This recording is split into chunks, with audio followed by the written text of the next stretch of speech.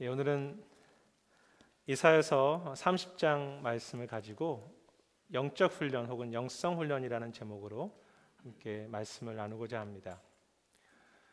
지금 러시아 소치에서는 동계올림픽이 벌어지고 있습니다. 여러 가지 경기들이 벌어지고 세계에서 온 선수들이 그곳에 참여하고 있습니다. 그 중에서 한국 여자 선수로서 스피드 스케이트에서 올림픽 대회 2연속 금메달을 얻은 이상화라고 하는 선수는 여러 가지 몸에 부상을 인하여 수술해야 하는 상황 속에서도 엄청난 양의 훈련으로 그 어려움을 극복하고 우승을 거둔 이야기를 언론을 통해서 읽어본 적이 있습니다. 연습벌레라고 합니다.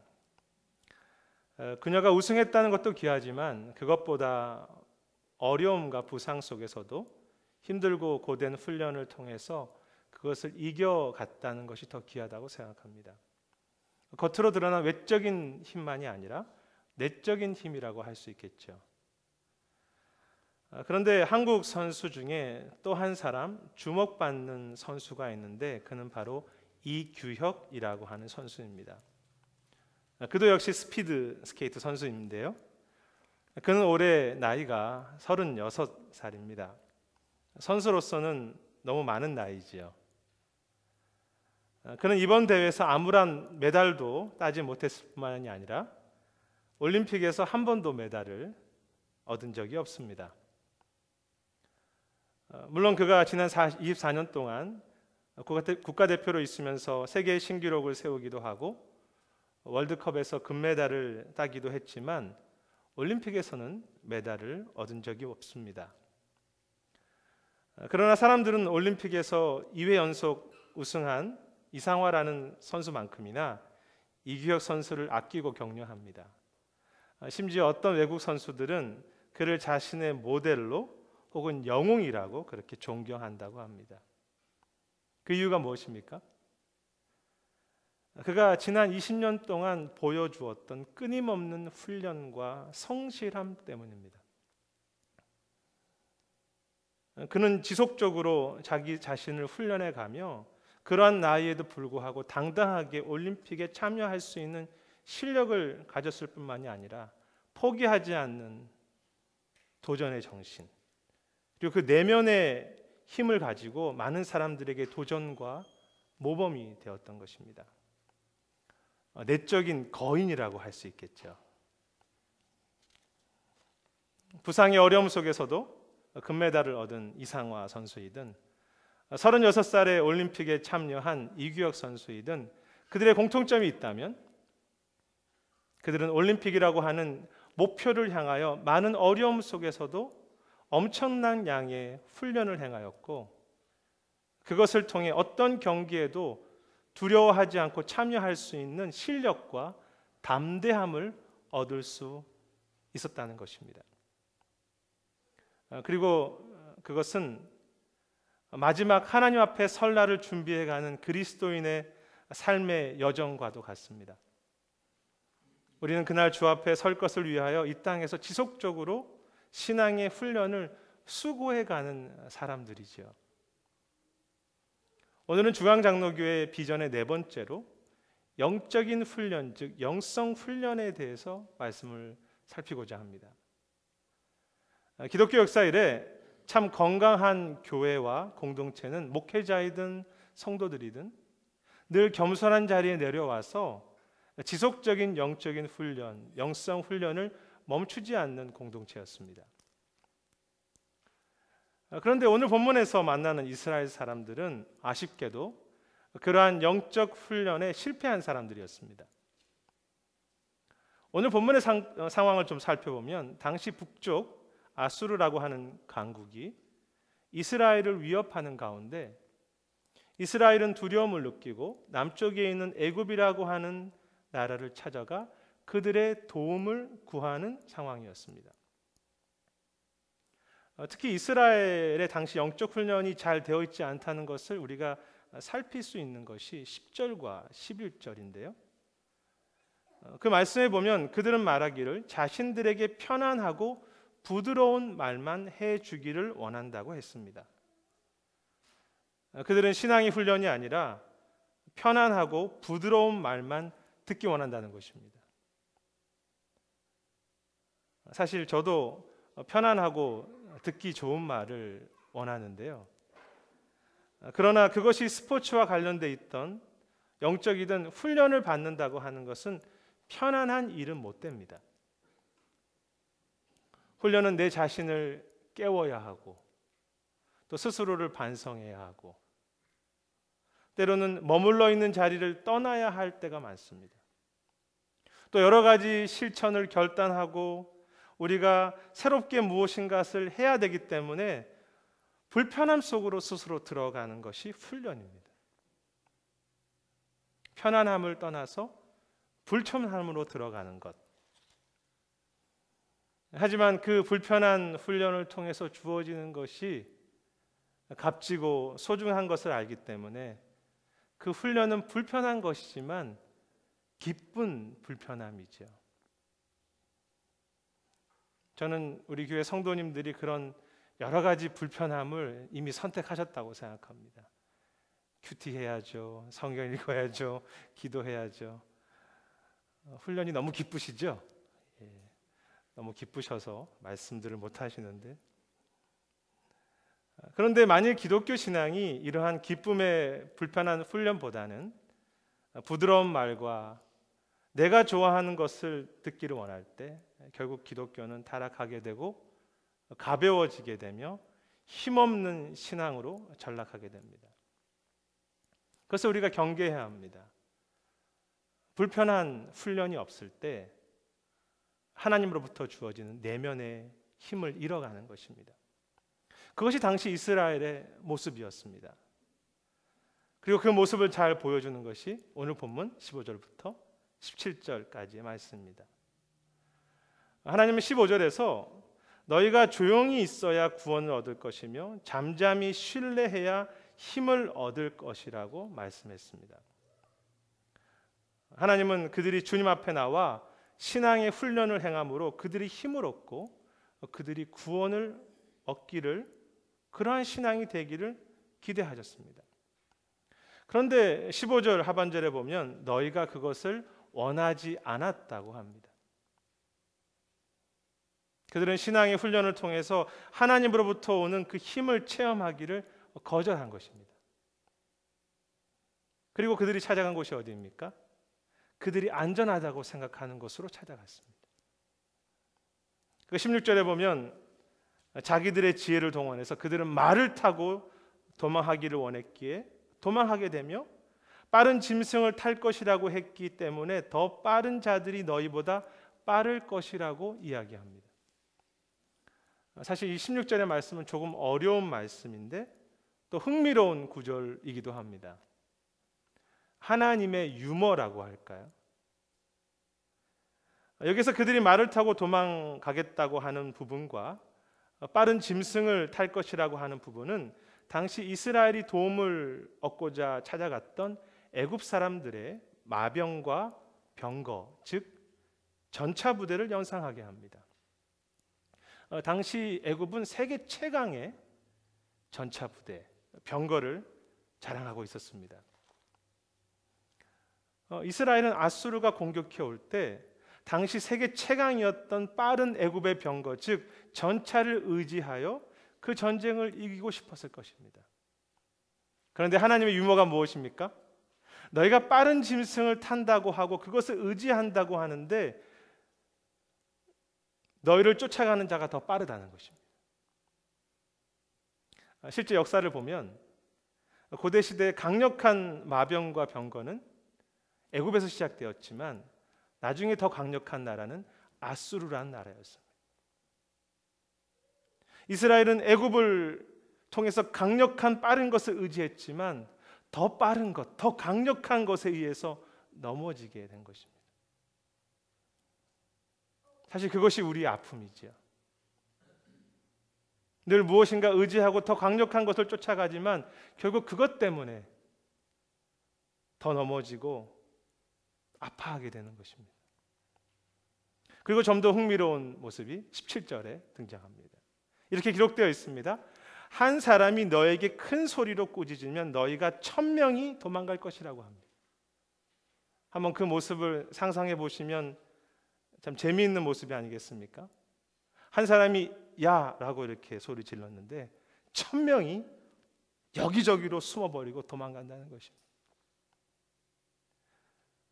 5사람이 큰 소리를 냈는데 온 백성이 꽁무니를 막 빠지면서 도망 다니면서 남은 자가 산 꼭대기에 깃대 정도도 남지 않았다고 합니다. 아무도 없었다는 것이죠. 참 담대하게 아수르와 싸워서 맞서야 하는 이스라엘 사람들인데 자신들은 결코 이길 수 없다고 말하며 두려워하면서 이제 이곳저곳으로 숨어버리는 두려운 심장을 가진 이들이 된 것입니다. 사랑하는 여러분, 우리는 그 하나님의 그 용맹스러운 사자와 같은 사람들입니다. 그런데 어느 순간 세상 속에서 신앙 속에서 지치고 또 두려움 가운데 있다 보니 비겁한 심장, 두려워하는 마음을 가진 힘없는 이빨 빠진 사자의 심장을 잃어버린 그런 사자가 다 되어버린 것이죠. 옆에 있는 분들이 조금 부족해 보여도 사실은 원래 사자의 심장을 가진 대단하신 분들입니다. 하나님의 용맹스러운 용사들이죠. 그런데 안타까운 것은 우리의 삶의 고통과 환경은 우리의 그 담대한 믿음과 우리의 내면의 그 능력들을 쉽게 잃어버리게 한다는 것입니다. 한 기독교 작가는 우리의 마음은 마치 정원과 같다고 하면서 그 정원은 너무 쉽게 잡초와 덤불이 가득한 혼란한 정원으로 바뀔 수 있다고 말했습니다. 지저분한 정원이 되는 것입니다. 때로는 사단의 공격으로, 때로는 여러 가지 실패로, 지치고 상한 관계 때문에 하나님의 동산과 같아야 할 우리 마음이 하루아침에 메마른 강야와 같은 그런 마음의 정원으로 변하는 것이죠. 그것이 저와 여러분들의 때때로의 모습이 아닙니까? 그래서 불평과 원망과 시기라고 하는 잡초가 여기저기에 순식간에 무성해지고 죄와 두려움과 염려와 혹은 탐심과 헛된 욕심이라고 하는 그 더러운 쓰레기가 어젯밤에 없었는데 그 다음날 아침에 여기저기에 발견되는 것이 우리의 마음과 영혼의 모습입니다. 그래서 늘 깨어 있어야 하죠. 그런데 중요한 것은 그렇게 아픈 심령을 가지고 있는 우리들이지만 우리의 힘으로는 그 마음의 정원을 깨끗하게 하고 회복할 힘이 없다는 사실. 그것이 이스라엘의 모습이었습니다. 그들은 나름대로 많은 노력을 했습니다. 그러나 그들이 노력하면 할수록 그들의 심령은 더 갈라지고 더 메마르고 더 아팠습니다. 그것이 우리의 아픔이기도 하죠. 그리고 그렇게 지친 이스라엘을 향해서, 아니 오늘 우리들을 향해서 앞에서 살핀 15절 말씀에서 하나님은 사랑의 마음으로 무엇이라고 말씀하십니까? 사실 그것이 오늘 말씀의 중요한 핵심이고 또 영적 훈련의 기초이며 원리입니다. 이렇게 기록되어 있습니다. 너희가 돌이켜 내 앞에 나와 조용히 서 있어야 구원을 얻을 것이라고 말씀하십니다. 너희가 잠잠히 내 앞에 나와 신뢰하여야 힘을 얻을 것이라고 이야기합니다. 하나님은 그 백성들에게 하나님 앞에 나와서 멈추어 서 있는 침묵하는 훈련에 대해서 말씀하고 계십니다. 하나님은 우리에게 주님 앞에 나와 다른 곳에 마음을 빼앗기지 말고 마음을 모아 주님만을 바라보고 침묵함으로 서 있으라고 말씀하십니다. 그리고 그때 그 침묵 속에 하나님의 임재가, 하나님의 사랑이, 그 성령의 기름 부으심이, 성령의 보혈이 우리의 마음 깊은 곳에 부어지게 되어서 때로는 회개하기도 하고 우리의 상하고 깨어진 마음을 하나님께서 치유하기도 하시며 우리의 영혼을 다시 이렇게 새롭게 새로운 힘을 얻도록 하시는 것입니다. 마치 생수가 흘러가는 하나님의 동산처럼 우리의 영혼에 하나님의 생수가 다시 흘러가는 시간입니다. 침묵하는 훈련. 그래서 영적 훈련이라고 하는 것은 내가 성경을 많이 읽고 큐티를 하고 기도해 하는 것을 하는 그 행위 자체를 더 열심히 하는 것을 말하기보다는 그 모든 것을 통해서 주님 앞에 멈추어 서서 그분의 사랑과 그분의 임재와 그분의 은혜와 그 말씀이 내 영혼 깊은 곳으로 흐르도록 허락하는 그런 시간을 갖는 것입니다. 그 주님의 은혜가 내 영혼에 흐르도록 하는 허락하는 것이죠. 그 훈련을 지속적으로 행하는 것. 기독교 역사를 보면 언제나 하나님과 영적인 훈련을 했던 이들은 이 침묵과 묵상의 시간을 지속적으로 행했던 사람들인 것을 알 수 있습니다. 그 중에 이미 소개해 드린 적이 있는 그리스도를 본받아라고 하는 책을 쓴 토마스 아켐피스는 가장 대표적인 사람입니다. 그는 평생 영적 훈련을 했던 사람이지요. 그가 그런 말을 했습니다. 경건한 사람은 침묵을 통해서 성장하고 묵상의 시간을 통해서 하나님의 말씀에 숨겨진 그 은혜의 비밀을 알게 된다고 했습니다. 그리고 그는 적어도 하루에 2번은 주님 앞에 나아가서 조용한 시간을 가지며 주님께 물어보고 대화해야 한다고 했습니다. 실제 그는 평생 아침에는 하나님의 뜻을 물어보고 하루의 일과를 계획하고 밤에는 하루를 돌이켜보면서 하나님께 회개하고 감사하는 삶을 살았습니다. 하나님 말씀하십니다. 나에게 나와서 멈추어 서라. 내가 너의 영혼 속에 새 힘을 불어넣어 줄 것이다. 내 앞에 나와서 너는 침묵하라. 내가 너를 고치며 담대하게 할 것이다. 그런데 이렇게 침묵의 훈련을 하는 것은 쉬운 일은 아닙니다. 특히 현대인들에게는 더 그런 것 같습니다. 그 이유는 그것이 생각이든 행동이든 내가 무엇인가를 하는 것을 멈추어야 하기 때문입니다. 그런 의미에서 멈춘다고 하는 것은 또 침묵한다고 하는 것은 나의 죽음을 의미하죠. 그것이 사실 두려운 것입니다. 이스라엘의 상황으로 한번 가보십시오. 지금 아수르가 저들에게 쳐들어와서 전쟁하기 바쁜데 무엇이라도 해야 하지 않겠습니까? 그런데 그때 하나님 앞에 나아가서 침묵한다고 하는 것은 내가 비록 아수르의 그 군대 손에 죽을지언정 끝까지 주님만을 의지하면서 서 있겠다고 하는 결단입니다. 그리고 그러한 고백 속에는 이 전쟁이 나에게 속한 것이 아니라 이 가정과 자녀들의 문제가 이 교회 문제가 나에게 속한 것이 아니라 아수르의 힘에 의해서 우리가 이기고 지는 것이 아니라 철저하게 하나님께서 행하시는 전쟁이라고 하는 깊은 고백이 그곳에 있는 것이죠. 침묵 속에서 나의 생각과 계획과 모든 행동은 그 주님 앞에 이렇게 묻고 죽고 대신 주님은 사셔서 우리의 가정과 교회와 이 땅을 우리의 인생의 문제를 다스려 가시는 것이죠. 그래서 이 침묵과 하나님 앞에 서 있는 이 작은 훈련은 단순한 훈련이 아니라 그 속엔 내가 죽고 주님이 사는 그 영적인 신비와 그 비밀이 들어있는 것입니다. 너희는 침묵하고 내 앞에 나와 있으라. 내가 너희를 다스릴 것이다. 하지만 그 신비와 비밀을 잃어버린 모습이, 지친 모습이 이스라엘이었습니다. 그런데 18절에 주님은 말씀하십니다. 그것이 참 은혜이죠. 그러나 여호와께서 기다리시나니 이는 너희에게 은혜를 베풀려 하시며 일어나시나니 이는 너희를 긍휼히 여기심이라. 기다리시는 하나님, 일어나시는 하나님입니다.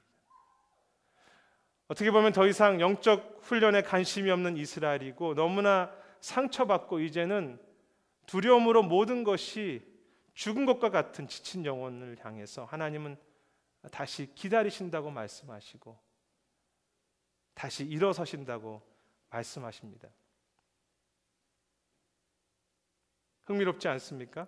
우리가 주님 앞에 나가서 침묵으로 응답과 그 임재를 기다리는 줄 알았는데 하나님이 더 안타까움으로 기다리신다고 합니다.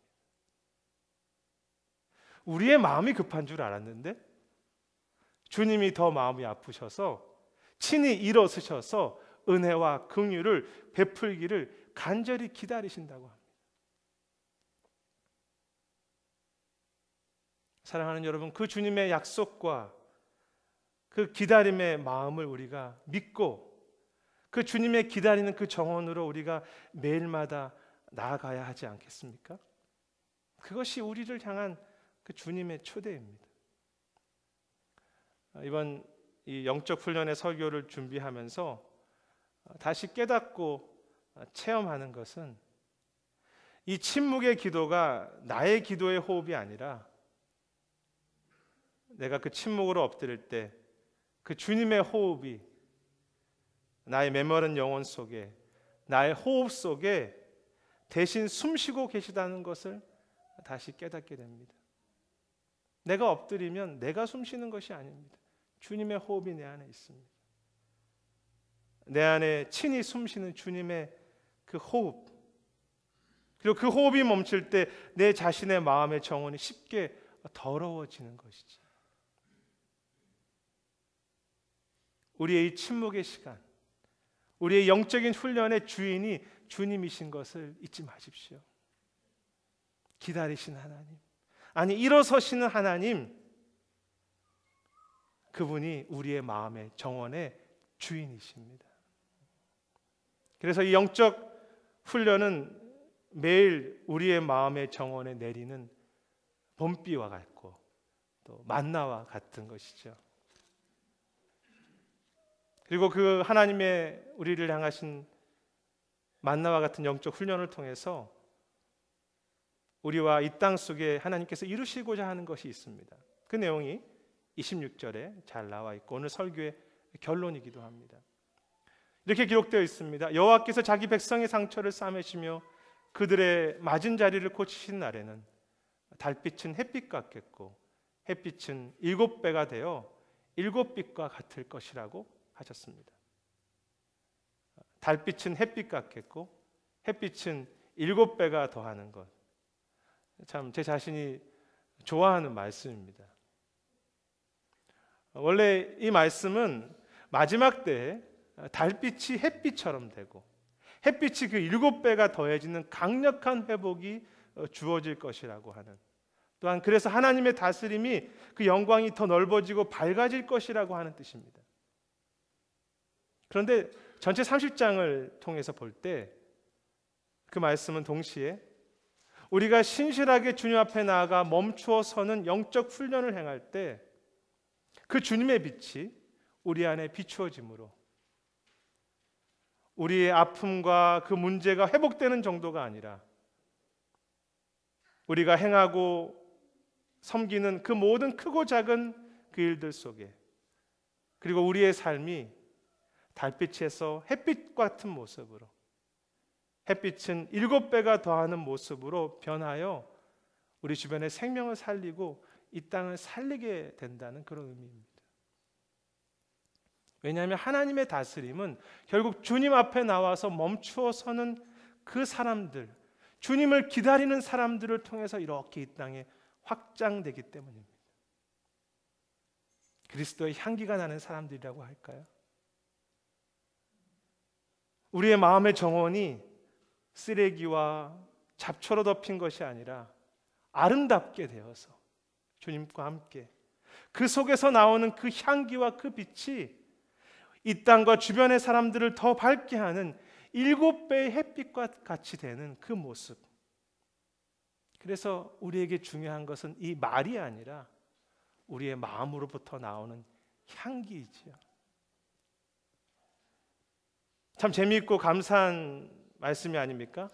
예전에는 한 사람이 야 라고 소리쳐도 1000명이 도망가는 상황이었는데 이제는 달빛과 같은 우리가 햇빛이 되고, 햇빛은 7배가 더하는 하나님의 능력과 위로함이, 담대함이 우리에게 주어져서 우리가 당한 아수라고 하는 그 문제를 이기는 정도가 아니라 우리의 삶의 모든 것을 7배가 더하는 모습으로 밝히는 그러한 인격과 그리스도를 닮은 성품으로 변화되어 가는 것입니다. 우리 삶이 그렇게 밝아지는 것입니다. 우리의 영혼 자체가 햇빛처럼 되는 것이죠. 그것이 영적 훈련의 마지막 목표입니다.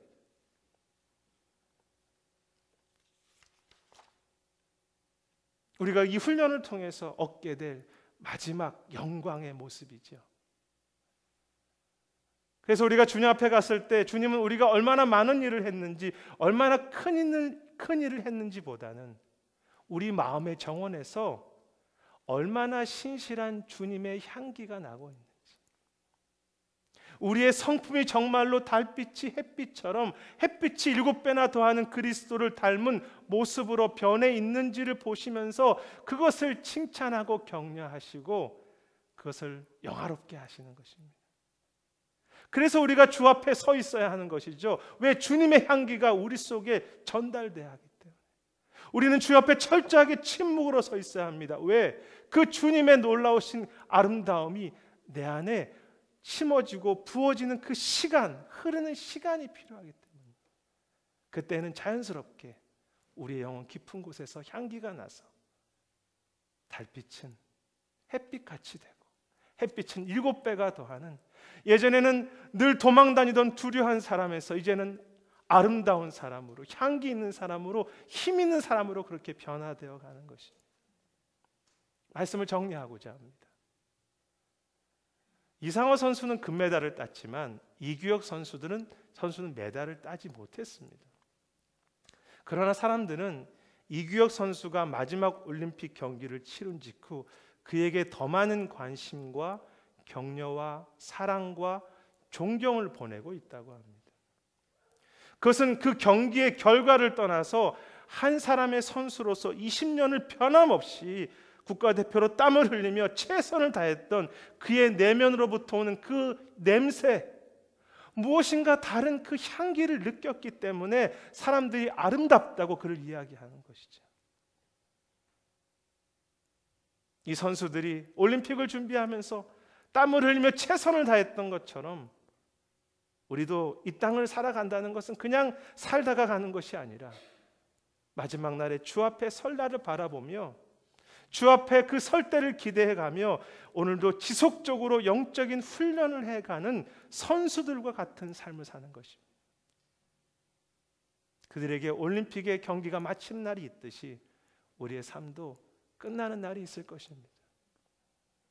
그때 어떤 이들은 이 땅에서 살면서 혹은 영적으로 살면서 이상화 선수처럼 메달을 따는 그런 화려한 삶을 살 수도 있을 것이고, 어떤 인생은 그 이규혁 선수처럼 별로 알려지지도 않고 대단하지도 않은 메달이 없는 그런 삶을 살 수 있겠지만 그것에 상관없이 그 하늘에서 높이 들려지는 삶, 하나님이 7배의 햇빛처럼 존중하는 삶은 하루하루 주님 앞에서